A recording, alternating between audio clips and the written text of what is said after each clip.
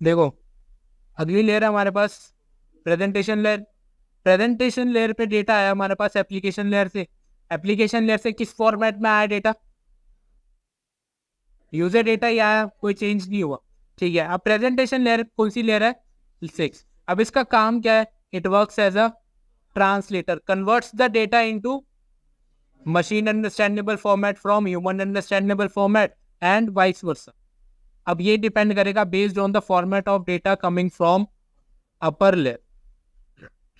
अब format of data का यहाँ पे क्या मतलब है? यहाँ पे ये वो उस फॉर्मेट की बात नहीं कर रहा जो यूजर डेटा आ रहा है, अब ये कर रहा है डेटा फॉर्मेट की बात, जो हम क्या बात करते हैं, फाइल एक्सटेंशंस।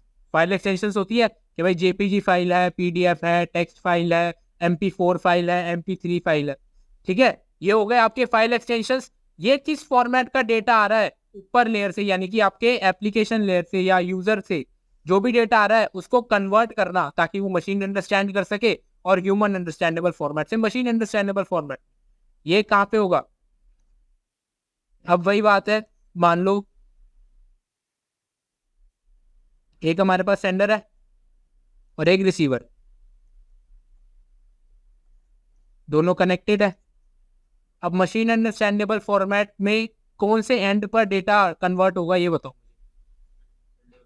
सेंडर पे। ऊपर से डेटा आ रहा होगा एप्लीकेशन लेयर पे, कौन से फॉर्मेट पे? ह्यूमन अंडरस्टैंडेबल फॉर्मेट में, क्योंकि वो सारा यूजर डेटा ही है, अभी तक कोई चेंजेस नहीं हुए। अब प्रेजेंटेशन लेयर का काम क्या है कि भाई इसको कन्वर्ट करना ताकि अब डेटा जो है वो मशीन्स पे ट्रेवल करने वाला है। अभी तक यूजर डेटा था, यूजर की रिक्वेस्ट थी, यूजर का डेटा था सारा कुछ। अब जो है वो मशीन पे ट्रेवल करने वाला है, तो उस केस में उसको मशीन अंडरस्टैंडेबल फॉर्मेट में कन्वर्ट करना है। किस बेसिस पे? कि भाई डेटा का फॉर्मेट क्या है। डेटा का फॉर्मेट मतलब जेपीजी फाइल है, पीडीएफ है, टेक्स्ट फाइल है, MP4 फाइल है, वीडियो फाइल है, ऑडियो फाइल है। ठीक है, ये किस टाइप की फाइल है उसके हिसाब से प्रेजेंटेशन लेयर आपका डेटा को क्या कर देगा? ट्रांसलेट। और सेम रिसीवर एंड पर इसका काम क्या होगा? डेटा फॉर्मेट को रीड करके मशीन अंडरस्टैंडेबल फॉर्मेट से ह्यूमन अंडरस्टैंडेबल फॉर्मेट में कन्वर्ट, फिर आगे एप्लीकेशन लेयर पे जाएगा और एप्लीकेशन लेयर पे रिसीवर पर शो हो जाएगा। ठीक है, अब यहाँ पर वही नेक्स्ट पॉइंट क्या आ गया? Every file extension works at this layer, JPG, PDF, text, सारी फाइल एक्सटेंशन हो गई।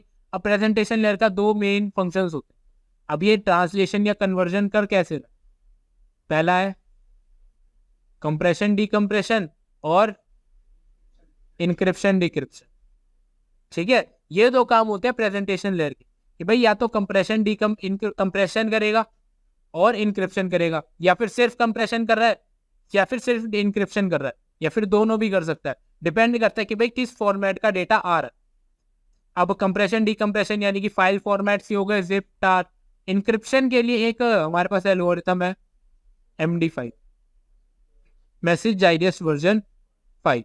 अब MD5 क्या होता है इसके बारे में डिटेल में बात करेंगे हम कल या बाद में, देखते हैं। अब बात यही है, प्रेजेंटेशन लेयर पे डेटा आया, इसने क्या करा? ट्रांसलेट करा, यानी कन्वर्ट करा ना, ह्यूमन अंडरस्टैंडेबल फॉर्मेट से मशीन अंडरस्टैंडेबल फॉर्मेट में। क्या हमारा डेटा एक्चुअल फॉर्मेट में जिसमें आया था उसी में है? नहीं है ना, हमारे डेटा में कुछ चेंज हुआ है, डेटा का फॉर्मेट चेंज हुआ है। तो इसलिए PDU of layer 6 is formatted data. हमारा ऊपर से कैसा डेटा आ रहा था? User data. User data presentation layer पे आया, प्रेजेंटेशन लेयर ने क्या करा? कंप्रेशन और इनक्रिप्शन। ठीक है, और उसको आगे फॉरवर्ड करा, तो किस फॉर्मेट में फॉरवर्ड करा? Formatted data. अब बात ये आती है भाई फॉर्मेटेड डेटा की, कंप्रेस्ड डेटा या इनक्रिप्टेड डेटा क्यों? अब वही मैंने बताया, ये डिपेंड करेगा आपकी फाइल टाइप, कि भाई डेटा हमारा सिर्फ कंप्रेस हो रहा है, ये भी हो सकता है कि सिर्फ कंप्रेस हो रहा हो, ये भी हो सकता है सिर्फ इनक्रिप्ट हो रहा हो, कि ये भी हो सकता है कंप्रेस और इनक्रिप्ट दोनों हो रहा हो। तो ये डिटरमाइन करने का कोई तरीका है नहीं, इसलिए हमने एक कॉमन टर्म रख ली कि भाई फॉर्मेटेड डेटा। इसमें कंप्रेशन भी हो सकती है, इसमें इंक्रिप्शन भी हो सकती है, या फिर दोनों भी हो सकते हैं। क्लियर है? ये था आपका बस प्रेजेंटेशन लेयर का काम, कि मशीन अंडरस्टैंडेबल से ह्यूमन अंडरस्टैंडेबल फॉर्मेट में कन्वर्ट करना। अब यहाँ पर एक चीज और थी, अगर आप नोट करना चाहो तो यहाँ पर कर सकते हो। ये जो 3 लेयर्स हैं, application layer, presentation layer and session layer, इनको हम कहते हैं कौन सी लेयर्स? Software layer,